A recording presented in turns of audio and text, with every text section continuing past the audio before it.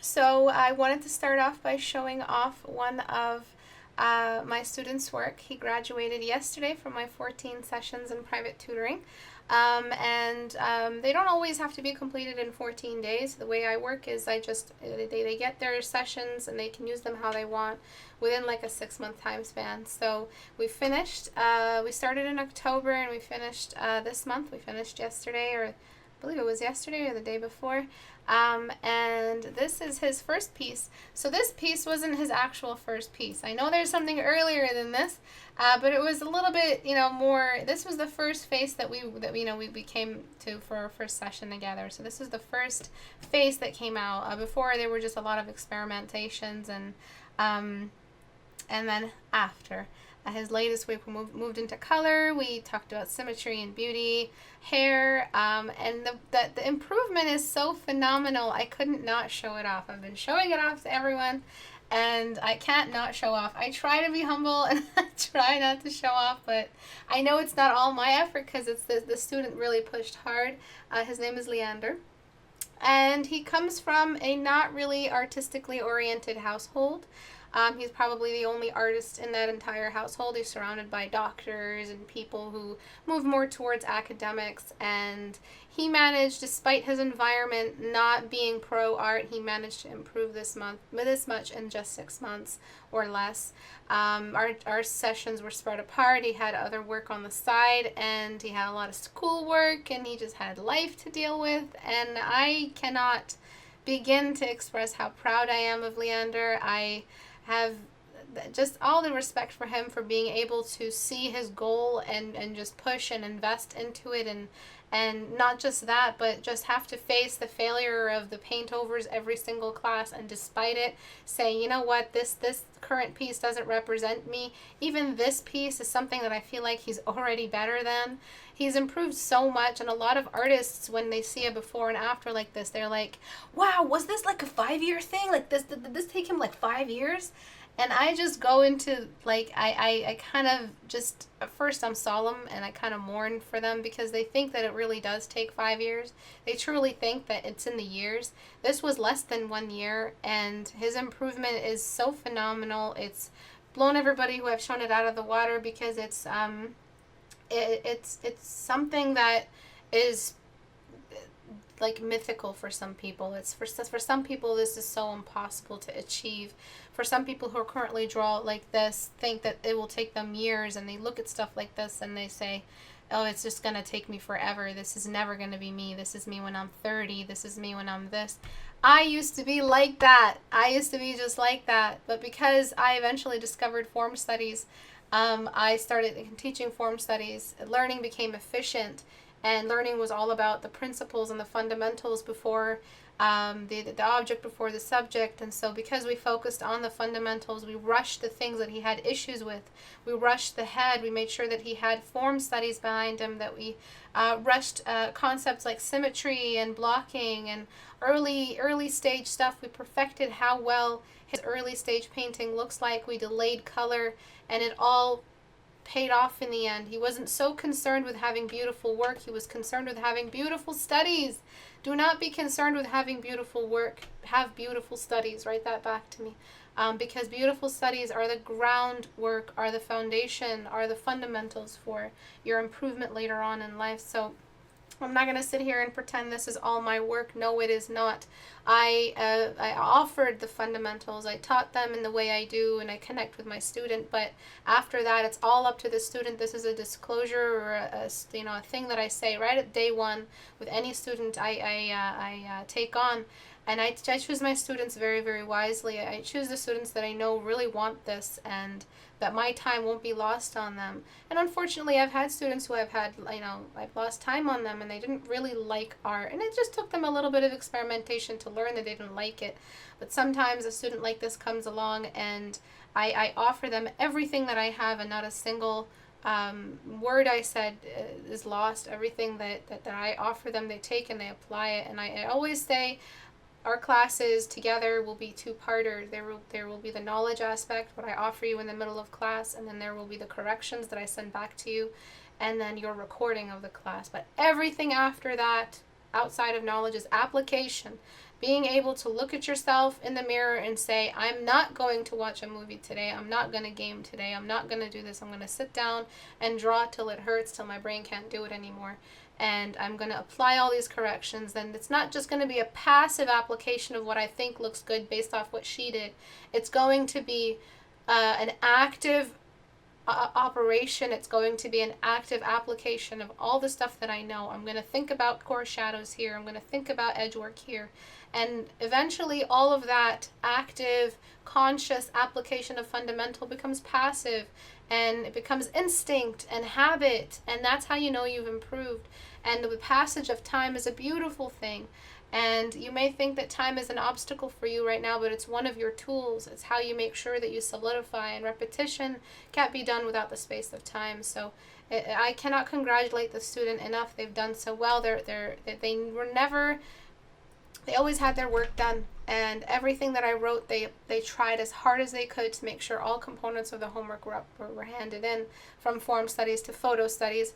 For this student, we went back and forth between photo studies and no reference, so we did this pattern back and forth. We started off with heavy photo referencing early because there was a lot missing in their visual library, but eventually we moved toward a pattern between photo reference and no reference, and that was just a way to get them off the training wheels of photo referencing and into depending on themselves, self-reliance for detail and rendering.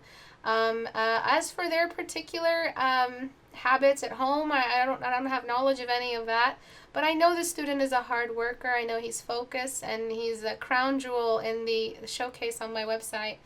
You can see the others. They're all available here in the private tutoring tab. If you scroll down, you can find all the before and after. I'm going to be bringing in some more, but he's definitely there at the top. I'm so proud of him, and I just wanted to give him this little moment for everyone to appreciate how far he's come in just 6 months. This is how do you refer to it? This is the dream story. This is the fairy tale. This is what every artist wants in their life. Imagine Leander in 6 months applying the same work ethic and homework style from our lessons, which now have become a habit for him. He's not going to unlearn everything that he has because they've become part of his lifestyle and part of his process for a painting. So he's not going to unlearn it. It's only going to be improvement from here. I cannot begin to imagine his improvement from now until 2 years from now. What kind of artist will he be? He'll be a completely different artist. So it's not about just mileage on your own, hoping you have an epiphany. It's about applying fundamentals actively and knowing what they are as tools, and not laboring under the illusion that it's just you're born an artist. Either you have it or you don't. There's nothing. Everyone has a different learning style. As a teacher, I have to become aware of everyone's learning style, how they learn. Are they visual? Are they technical? Are they verbal? I like to, like, diagrams or just lists. Some students love lists. They fucking love lists. And if you give them a list, suddenly the homework they do now is crazy good compared to where it was before, because they have memory issues. Some students have lovely memory, but they have a terrible ability to apply and just sit there and have terrible patience. So you have to find a way to patch up what they don't know with what you're offering, and work off their strengths and encourage their try to undermine their weaknesses as much as possible with homework that challenges them. So this student, we did just that, and I'm just so proud of where he's come, and I cannot wait to see where he's going to go next. He's just going to improve so much, and I can't stop. So I'll stop, I promise. So some announcements. Portrait Studio has recently experienced a little bit of a bug. If you are having issues with Portrait Studio, please watch this video. It's called Portrait Studio 0.4 Update Error Patch Notes. Please watch. If you are having issues with it, please watch this. Please stop emailing. If for some reason you don't have your setup file, the actual file you get when you purchase Portrait Studio, you can get the setup file by emailing us in the form submission category on the store page, just here. So if you scroll down, this email will go directly to us. However, if you've purchased it from Selfie, and in Selfie you've maxed out your downloads, you cannot ask for another copy of Portrait Studio. We've encouraged you guys to stay careful with your computers and your copies just the one time that you buy it. We offer re-downloads for those who are purchased it from Squarespace, which is my website. But for those who got it from Selfie, you get re-downloads. If you've maxed out your re-downloads and you email us and harass Abu and call our update bullshit, trust me, you're not getting a Portrait Studio download. It doesn't matter if it was just one time you downloaded it. If you abuse our team, if you disrespect our team, like what happened yesterday, a user was particularly aggressive with us on email. You that's it. You forfeited your right to own Portrait Studio. Read the EULA and just take caution in how you speak to us. Speak to us with respect. This update, everyone has been loving this update. I know it came with a bit of a bug, but we can't control power outages and internet outages in our area. I wish I could, but New York is very storm prone at this time of year, and that's what happened, and we've apologized. But if you've maxed out your Selfie, you do have to get Portrait Studio again. It's not fair. God knows if you're giving your download to other users, it's only supposed to be, agreement in the EULA, it's only supposed to be one seat. So please respect those rules. We worked so hard on Portrait Studio, and Abu, even after surgery, even after being drugged up on hydrocodone and stitched up on, mouth completely closed, he still managed to get up the next day and work on Portrait Studio. And then when he could talk, he went straight on the live stream and started being available for the users. And after the update issue, he did an 8-hour live stream for people who had issues and bugs and needed a fix for their download. And not only that, he's responded to tons of emails so far. So anyone who's disrespecting Abu, you have to deal with me. And if anybody fucks with Abu, I'm serious. You're gonna deal with me. The email response is maybe from Abu's email, but it'll be me writing it. So watch out for those disgruntled soccer moms asking to talk to the manager, because you're going to talk to me. And speaking of threatening people, Patreon is available. So for those who are interested in booking with Patreon, a lot of people email me very, very disappointed saying that I booked, but I did not get added to the Discord. Why? It's because you book on the 2nd. Patreon only takes and registers students on the 1st, so please make sure, if you want to be part of these categories here, from a supporter, if you're aiming to just support as a watcher, to just support us and support our channel, you can do so with these two. You get the most educational material over here, obviously, and if you are looking to be part of the Discord, which is only offered for the final package, you have to register before the 1st. Actually, if you register on the 1st at the wrong time, you won't even get counted. I don't think it collects for the entire 24-hour period. It's just 1 hour on the 1st of every month that Patreon collects. So if you register on the 31st or before, you will for sure be added to the curriculum, and your assignments will be given out to you, including the rewards. And I believe that's it. So make sure, if you want to find the Portrait Studio video, it's the second last one as of today. Portrait Studio 0.4 update. Please try this. If for some reason you don't have a setup file and you have not maxed out your downloads on Selfie, because we can keep track of that, or you're a Squarespace user, please contact us and we'll provide you with one. Please protect Portrait Studio from torrenting or pirating. If anyone has issues with the price, I'm more than open for you to contact me on Facebook. I've publicized this so many times already, and we will give you a discounted price. We can give you a code. We've upgraded our package so that we can give you codes, discount codes or percentages off Portrait Studio upon checkout. You just have to contact us if you're having issues. If you want to just buy it at full price, we appreciate that. Thank you for the support, nonetheless. And I want to talk about 14-day challengers today. So I'll get into the paintings today. I'm sorry, there's so many updates. This 14-day challengers work is amazing.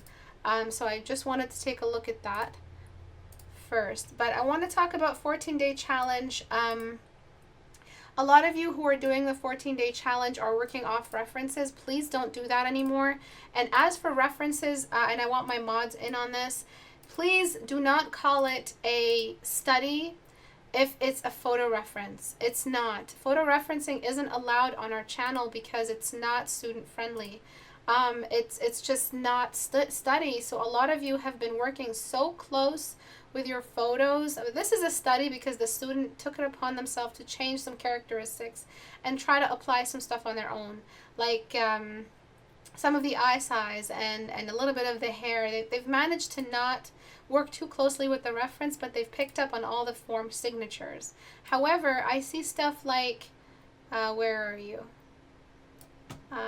Where is it? Stuff like this for 14-day challenge.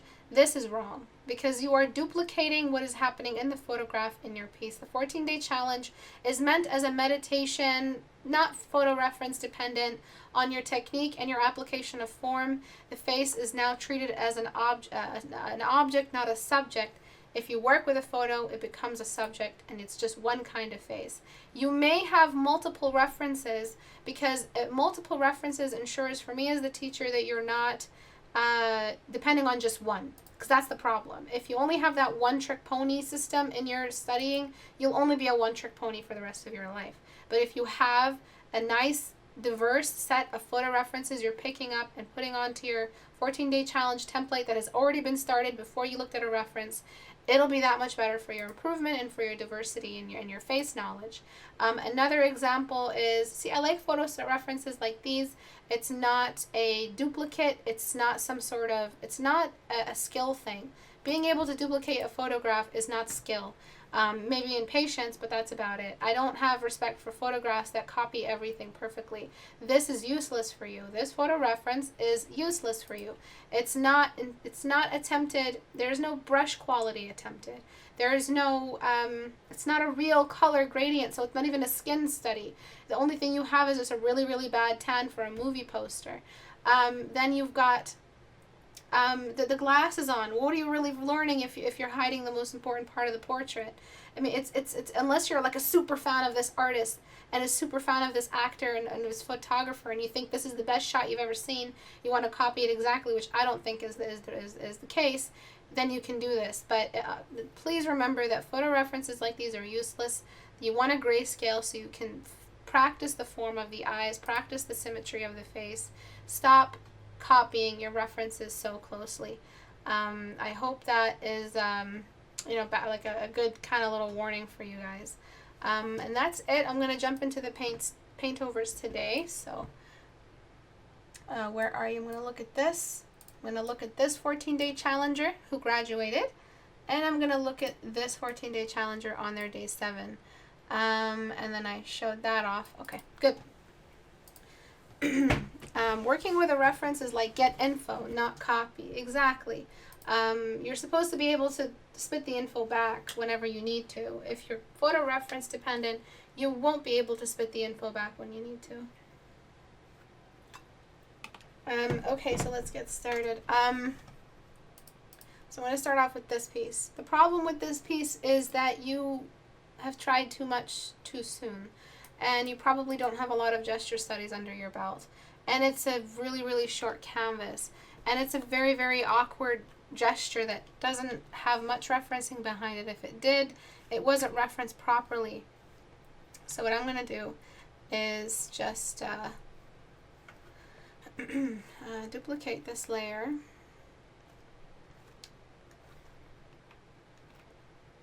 And another thing that I really wanted to mention is, I know I post up the recordings, but I'd love to see you guys attend the live stream. It means a lot. I mean, I could just do recordings, but I keep live stream going for a reason.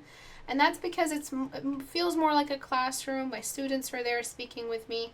I appreciate when students show up for the live stream, more than just whatever I have with the recordings, because it means that there is a live interaction between, and I understand there are some time constraints, but and some people take advantage of the fact that there might be a recording sent up, so that's why they don't attend the live stream. But I'm just expressing that I really like it when you guys show up. It means a lot that you guys are there with me. I'm here, and it just makes it all a lot more fun when you guys are present. So what I'm doing here is just kind of extending this canvas. So that was step number 1. So thank you to everyone who's here today for the recordings. I really appreciate it. Some of you are from Germany, from Europe, all together, and you guys have some really difficult time zones over there. A lot of you, this is evening time, bedtime. Someone mentioned it's 3 a.m. for them. I cannot, thank you guys enough for being here and just listening to me blab on and on and on. Okay, so this gesture is more of a deformity than a gesture. Right off the bat, Istebrak's insulting people. So, liquefy. This is not, I don't know what inspired you to tilt the shoulders this way. I know there's one arm a little bit higher, but the arm wouldn't push the shoulders so much. It looks like a kind of a hunchback. The eye is in a very, very difficult position right now where if it was front view, the eye would be on the temple, on the side of the face, like wallpaper. So if your eyes are starting to wrap around the face like wallpaper, you lose perspective. Features are not wallpaper, write that down. And the month is almost over, so I'll be looking at those note takers and seeing where the good notes are.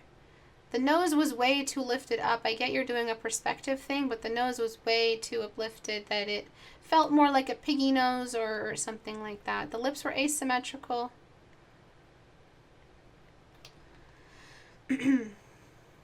Features aren't wallpaper.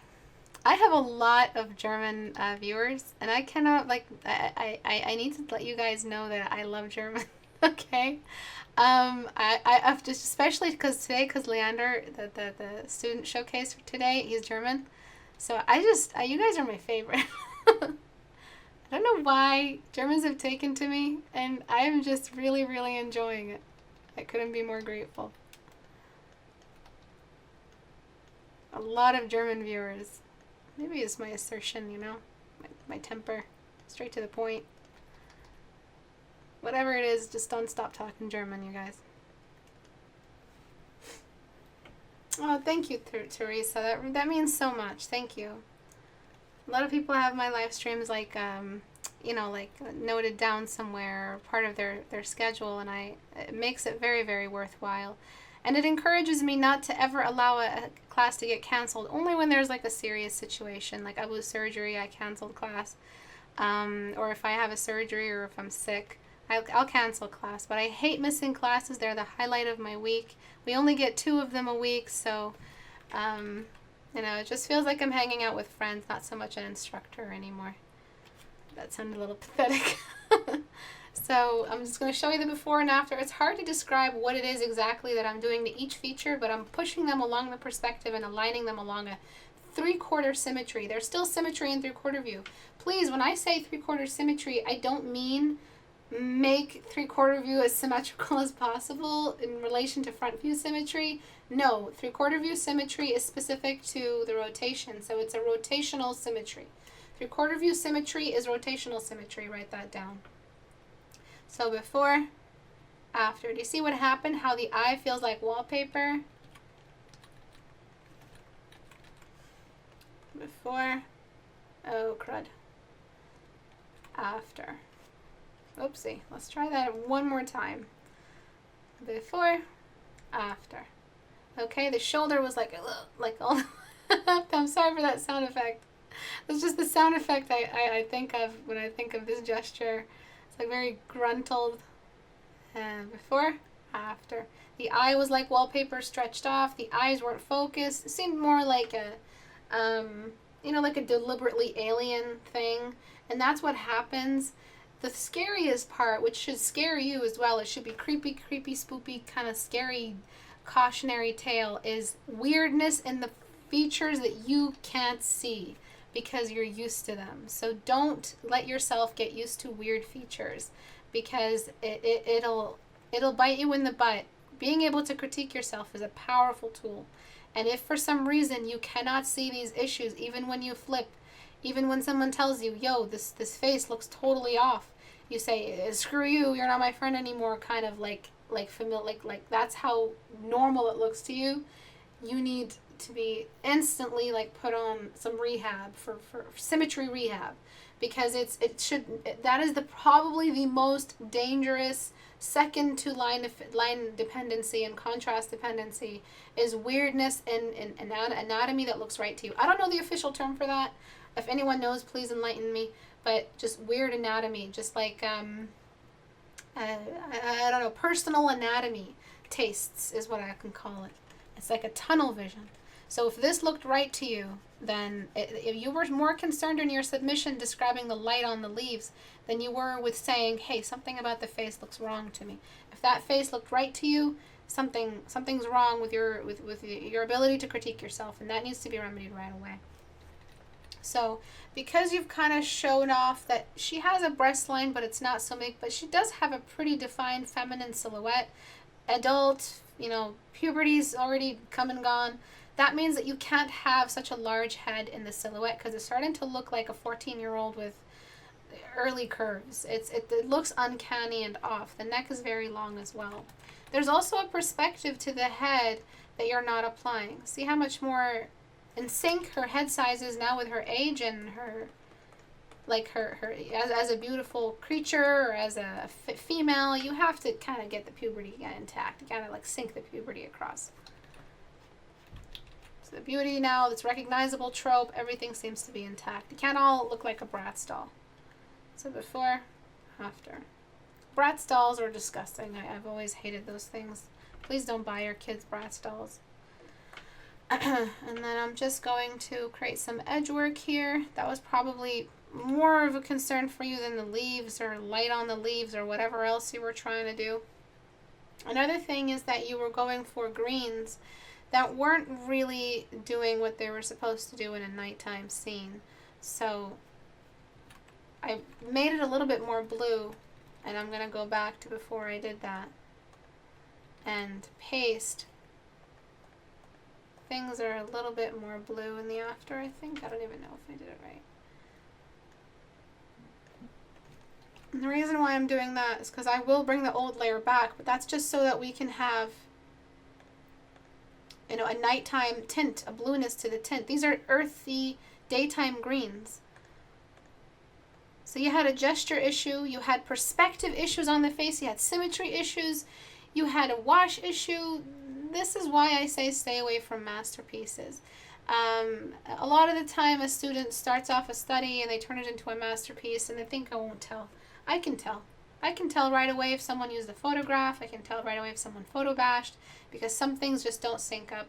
I can also tell if a study was turned into a masterpiece. So you've got a lot of ambient light just hanging around. You've got this really, really pink rose, glowing, magical rose, glowing, but there's not much here that promotes this nighttime scene. Everything seems to be very, very dark. Very, very light, not as dark as it needs to be. So we need to start casting some shadows. So all these cast shadows are being cast right off. They're very, very basic. I'm not really trying to go for full detail, but I'm just casting some shadows off the girl onto the wings, casting shadows off the body here onto the wings. It's not so much the light needs to be on them, it's that they need to cast some shadows. This pink light is very, very strong. And there is some sort of universal light somewhere, but it's not going to be that much of a diffuse. Oh, whoopsie, that's not how I do that. So I'm just going to do that here.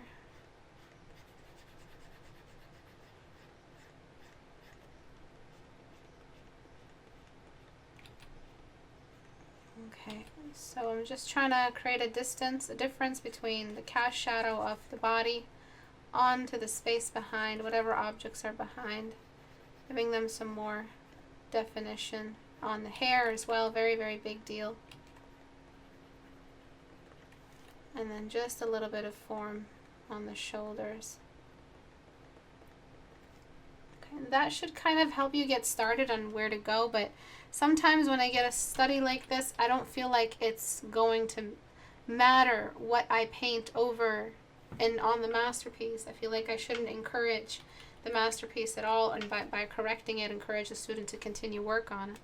There are some very, very serious issues here. You've taken on a very complicated lighting situation if you haven't realized. There's a cast shadow that's expected off the hand. There's some subsurface scattering expected off the hand. There's a cast shadow coming from the color is pink, and that will change the light on anything that, the value of anything that the light touches that comes off the pink color. So some things are going to be monochromatic. Then there's going to be the cast shadow, that fireplace cast shadow that happens on the face where all the light comes in from the bottom. It's not just going to be rim light. It's going to be full-on cast shadows off the nose. Why are you casting a shadow to the side? The cast shadow should be cast upward. Then there's the fact that the eyes are completely glowy and there's no shadow or shadow-like system here to show off the eyes as, one, being part of a dim room lit up by pink, and two, them being magical.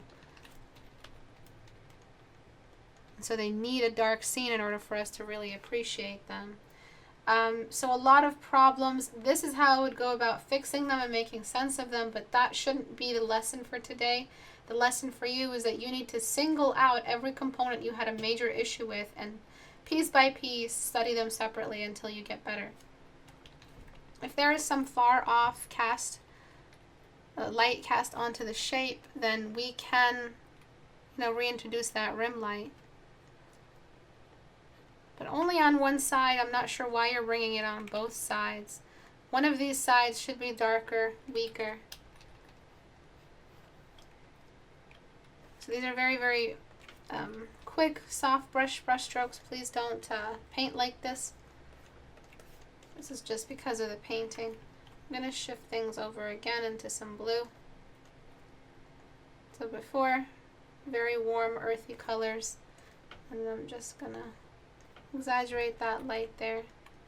And then we can bring back all of that, whatever that was coming off the side, if you feel like you lost some form.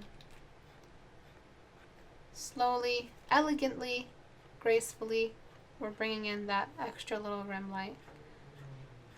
These are layers. The object no longer is the case, but a student labors under the illusion that it's all about the object, or the subject, I should say. It's about the environment. The environment comes first. Where is the light source? Because that's why we essentially see the object. So yes, I've done this before. A lot of people understand this. It isn't that profound anymore, especially not on my channel, that the light is king. But for students like this, I have to be rough and I have to say, stop it with your masterpieces. Nobody cares what you have to say if you're going to say it badly. Nobody cares about the story. Nobody cares about this. Nobody's going to take this personal character that you drew, this original character, seriously. Why should they? You haven't. If you took it seriously, you would have done some studies. If this was a character close to your heart that you've been writing since you were 10, and put some effort into executing form better and organizing your light environment. I'm not going to be lenient. I'm not going to say, oh, it's a great design, it's cute, I like how you did this and this. There's a lot of good choices, good for you, but why not see more? Why not encourage more? You have the potential to put a piece together. You made the mature choice of making the character look away from the canvas. Those are wonderful choices you have. And to encourage more is to stop inviting masterpieces for a while. It's not a lifestyle choice forever and always. It's just temporary. Weakening the light source is a lesson we've always covered. And knowing why is a good idea. So there's a cast shadow off the breasts. There's a cast shadow on the sides. It's kind of giving us some more form. But yeah, why should we take your character seriously if you haven't taken them seriously? And if it's not a character you want anyone to take seriously, why are you wasting time drawing them? And if it's just about having fun, then how seriously are you taking art as a career choice? You're here sitting through an hour-long session with a woman insulting you because you've taken art very, very seriously. Right, we see the bottom of the neck. The bottom of the neck is going to get a lot. I think the bottom of the jaw is going to get a lot of that bounce light. And there's going to be the cast shadow there.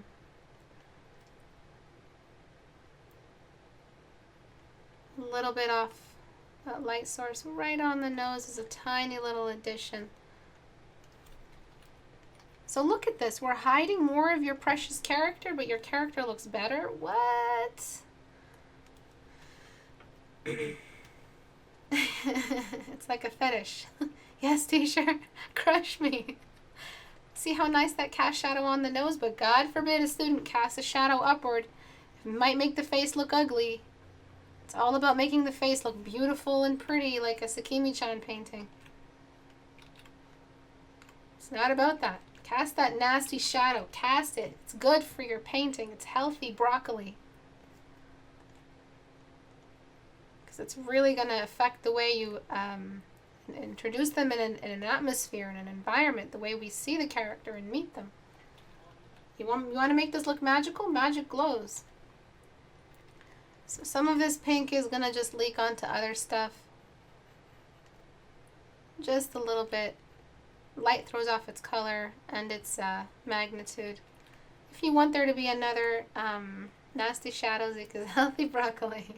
Well, it's not nasty anymore. You're eventually going to build a taste for that broccoli. And it's going to be all about broccoli and cast shadows and beautiful core shadows and accurate light.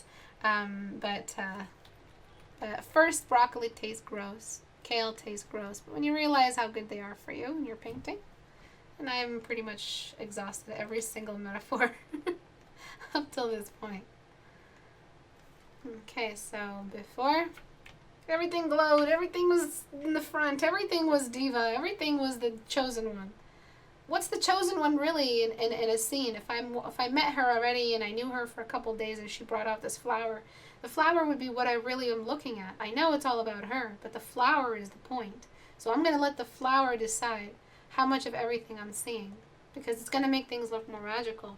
Do we watch fireworks in the daytime? What kind of doofus puts on a fireworks show at daytime and high noon? We wait till nighttime so that we can really appreciate and admire the colors and the intricacies and the patterns and the combinations of colors in the fireworks. So ask yourself that question as well. And what's the most important thing? If it's all about the character, you know what? Stop rendering. If it was always all about the character, you should stop rendering right now and just stick to your lines. Lines are what allow an artist to focus only on the character, not about the environment. But one day, one way or another, you're going to try to add an environment to that character. A lot of sketch artists don't know how to make this transition, and that's because they're so used to making the character number one. But in order to make an environment and an atmosphere, you have to make character number 7. Where the primary is first, the environment is first, everything is first, everything. The costume is first before the character came out. Okay? There's a lot more stuff that needs work, like this cast shadow here I feel like would really, really just make the painting pop. But again, I'm not encouraging you to complete this painting. It's a very, very nice design. Try it again. Don't paint over it. Let this be your before 6 months from now. Focus on some form studies. 6 months are going to pass by anyway. That's something that really got me into working out more. Someone told me 6 months are going to pass by anyway. At 6 months from now, you're going to be 6 months from now. And you're going to wish you started 6 months ago. That really messed with my head. I felt like I wasn't in control anymore because I was at the mercy of, oh, I'll put it off later. I'll do it later. I'll get to it. I'll improve eventually. No, you will not. No, you will not. You don't just develop flexibility on your own, you train it.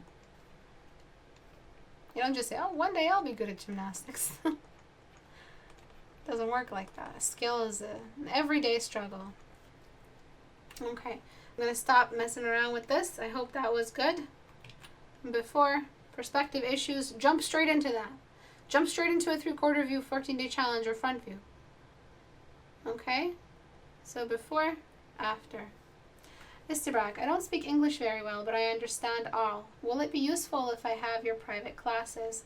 I have a lot of ESL students, English as a second language students. I have a lot of students who don't speak English very well, but can read it and understand it when we write things down.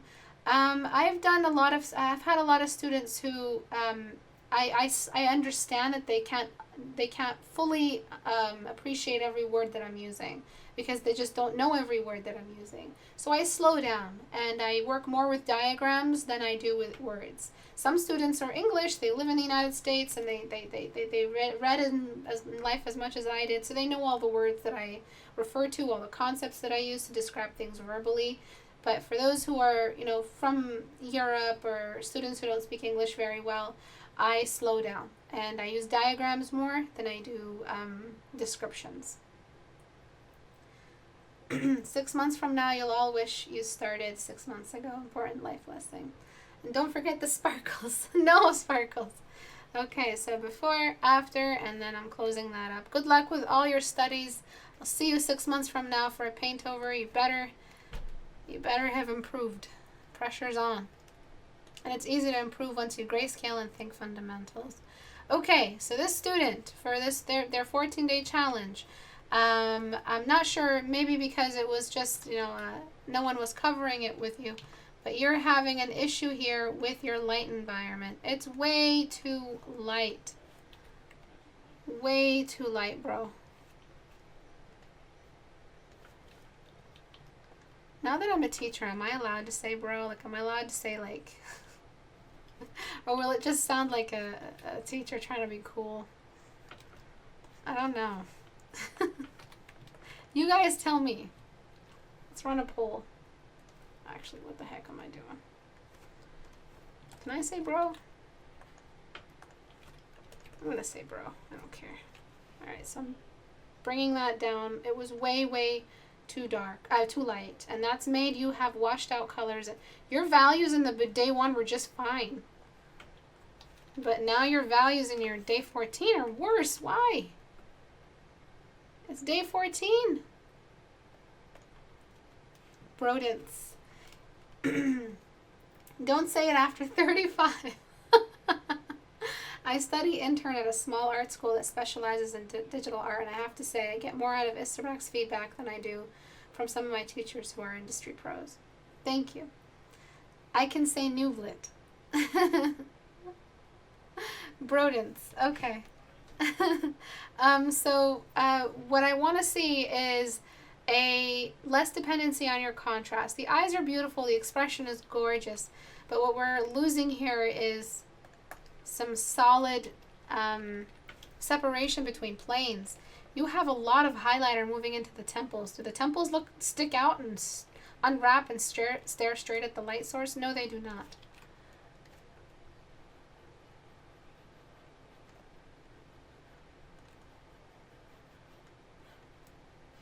Okay. Your radial shades are a little bit extensive. They're reading more as stains or spaghetti because you've made them move down too low. Your cheek shadow, the beard shadow moves up too high and is a little bit too dark. Okay, good job on the face structure. I like how it's not perfect or ideal. Then we've got darken, low opacity. I'm radially descending the face over here. Okay, and then I'm just going to, in one motion, lighten the entire lower area so it's all moving in ratio. The dark spots for the nose are just flat out, just straight up flat. There's no radial shading. That's not good. The shadows here, there is no edge here. This is all slidey. It just slides together because you see it from the side view. So your next day, whatever your name is, your next day, the 14-day challenge, your next assignment, 14-day challenge side view. Do it. I dare you. And then we have a bit too much shadow here. Way too much shadow on the inside because the deepest part of the crease of the eye is over here where the eyeball is hardest and outermost. But here is where things get a little bit more padded up with fat. So wherever there is fat, there is diffusion because it moves a little bit with more gradual tones. So you don't just get sudden drops, the kind of drops we get when we have an edge, which is a crease. Right, the eyebrows fall way too low. Just leave them up. Your 14-day challenge template looks a little pissed off. That might be your permanent kind of, if you don't notice that they look stern, that's a bad thing. I hope you've noticed by now. Okay, so I'm working with soft brush so I can work fast, but you shouldn't be working like that. this temple line is wrong. So the temple line starts at the eyebrow arc, right that back. And for a female head, usually the forehead is a little bit more gradual, a little bit more bulbous. Females have bulbous foreheads, bulbous heads altogether, because it's very baby-like, and that's what we're using as the template. So this line essentially starts here, but we make it very gradual. But there shouldn't be any light past the eyebrow arc. Everyone put your hand on your face and trace out your eyebrows. You see how the high point is at the temple line, and then the rest of the eyebrow, the second half of the eyebrow, all moves down and just goes into the temple on the side of the face. An eyebrow arc that starts late or early is you just blame your salon stylist, whoever's doing your eyebrows. Eyebrows are synced with your temple line. Okay. No light past the eyebrow arc. Exactly. So because we cut this line off, that means the eyes also have to follow that eyebrow arc. Sorry, I'm losing my voice. I'm having a thyroid storm. So woke up, my thyroid's like, yeah, she's been good. She's had a hard time with her back. I don't know. Maybe I feel like I'm messing with her a little bit. So it usually lasts a couple days, so you're probably gonna... This won't be there on Tuesday next. So we've got this line, the high point of the fat of the lower eyebrow, and then over there. Okay, next up is just that this person looks very, very pissed off. I want you to know that. So I'm going to show you what they look when they're normal. So I'm going to just select everything.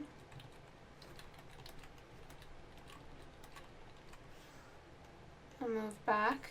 Way too much contrast. Way too much contrast. And I'm going to, in a second, after I bring in the dark spots, I'm going to just get rid of that expression and show you the before and after on the expression. So I will delete what I did, but I'm only going to delete where things are really, really, truly dark. The shape of the dark spot on the lips isn't just spaghetti stains. It's only up here. This is the dark spot of the lip. This is the radial shading. It doesn't go down here because this all looks up at the light source. So just remember that. So I'm only going to delete on the upper facing areas.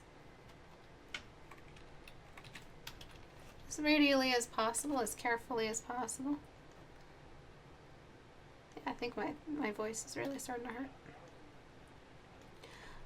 Then we have the nostrils.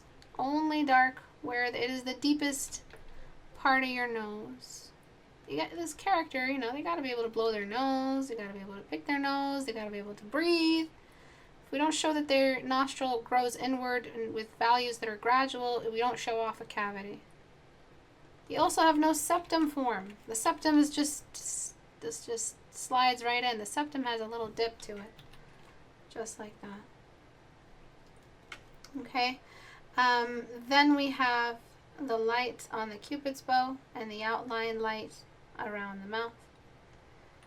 We have the fact that the upper lip is all exposed to the light source.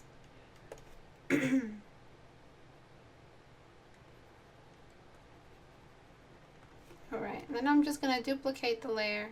The reason why you have to fix this contrast problem as soon as possible is because one day you're going to color. And if you have this bad a relationship with your values, your colors are going to look very washed out or very muddy.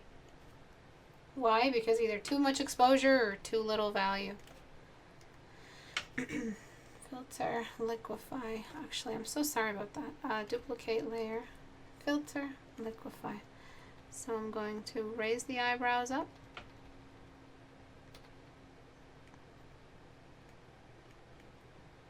I'm going to lower that nostril so it doesn't look like he's scowling, or she. I like this face because it's kind of feminine male or really pretty female.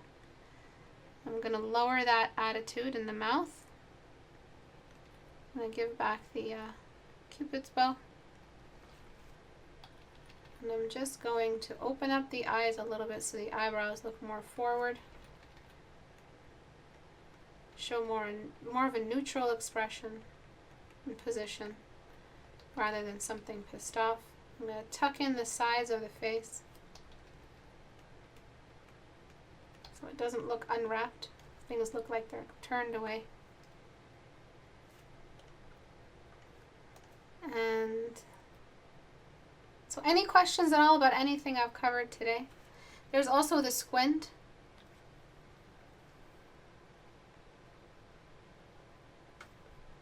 Okay, so before, a little angry, after a little bit more neutral.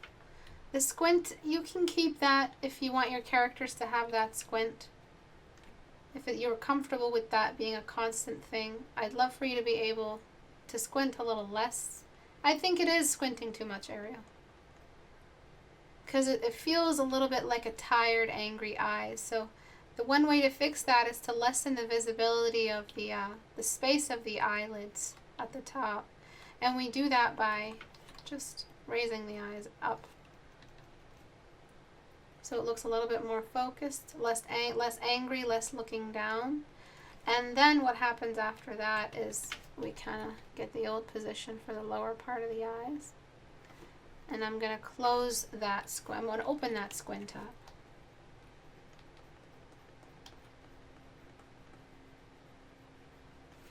The eyes also look a little bit bloodshot because the value is dark. I mean, eyeballs are supposed to be a little bit dark, but not so much that they look like they've just cried. And then, of course, there's the eye bags, which are a little too much, even for my taste. I really like applying eye bags to eyes, but if it's too much, you'll be able to tell because it's just looking a little angry or tired. He's a cranky boy.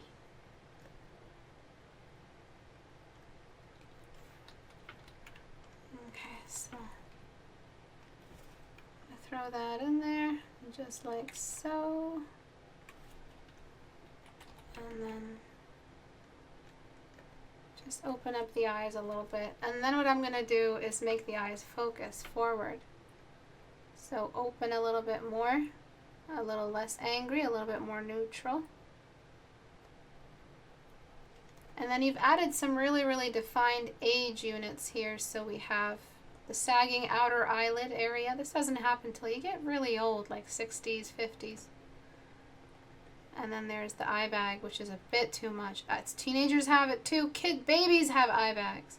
But remember, there's a functional and then there's age. And there's the blocks of the cheeks that are a little bit missing. The block separation between the sides of the nose and the cheeks. The fact that you're value sharing a little bit. Everybody value shares a little. It's nothing to be ashamed about. Okay, a little bit of a block here. And then there's all that light of the lower lip.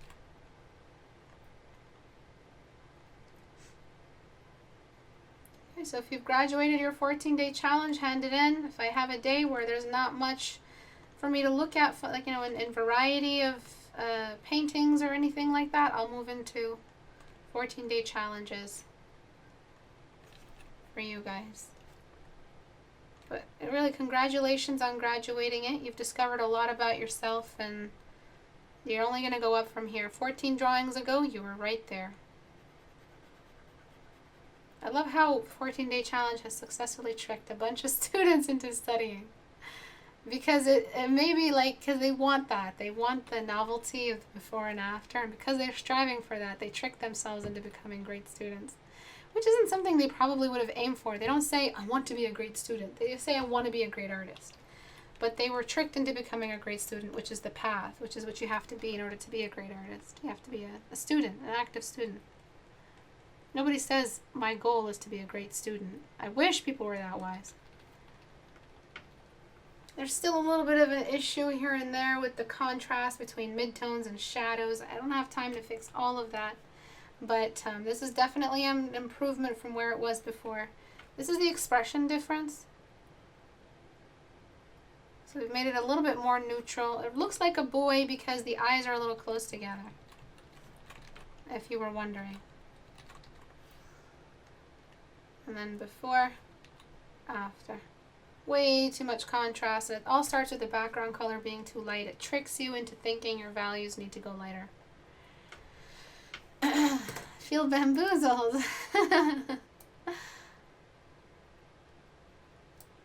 Ear detail. Ear detail is good just like this. It's fine. I do want to see a bit more of the dark spot of the ear and the edge of the little ear thingy majiggy, the little flap.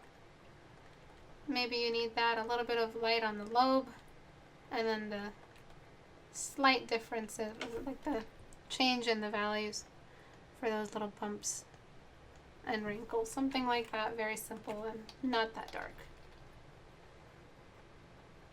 That would have been more than enough, as much as we need. Unless the ear is facing the audience, unless the ear is covered in jewels, you would probably need to look up a good reference. The little wrinkle here under the ear.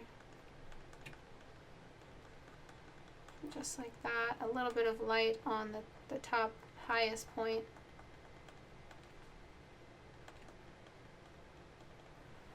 A little bit of light on that little flap.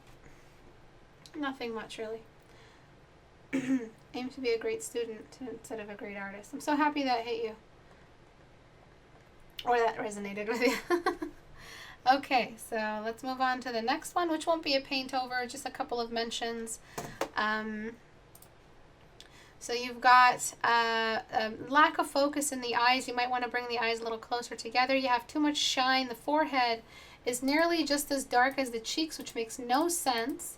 The forehead is higher. It aims at the light source. The cheeks are the third most light place in the face, or tying with the brow bone, maybe a little less. The chin has more light than the upper lip, which makes no sense.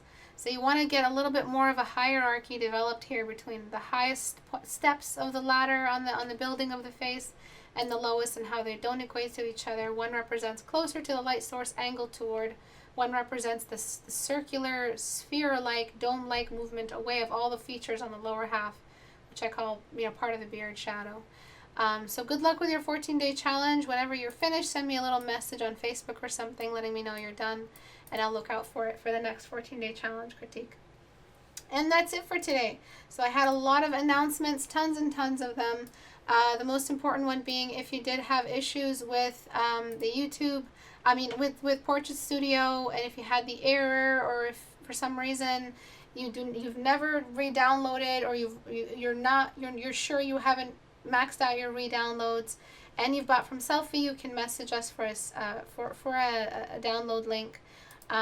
If you don't have it, if you're following this and you still don't have a Portrait Studio copy, and if you are a user from Squarespace, you can also contact us if it's just not working. Sometimes you get some programs, some versions have it and some don't, the reinstallation thing. And then there's Patreon for those who are just interested in supporting. You're always welcome there. I'm aiming for 1,000 patrons somehow. And finally, last little mention for Leander. Congratulations, Leander. You were a wonderful student, and it was my honor teaching you. Thank you to everyone who joined today. I will see you guys on Tuesday. And don't forget to answer the question what you guys would like to see for your next challenge, so I can have a look through that and decide on what our next community challenge will be. Good luck, everyone, with all your work. Bye, guys.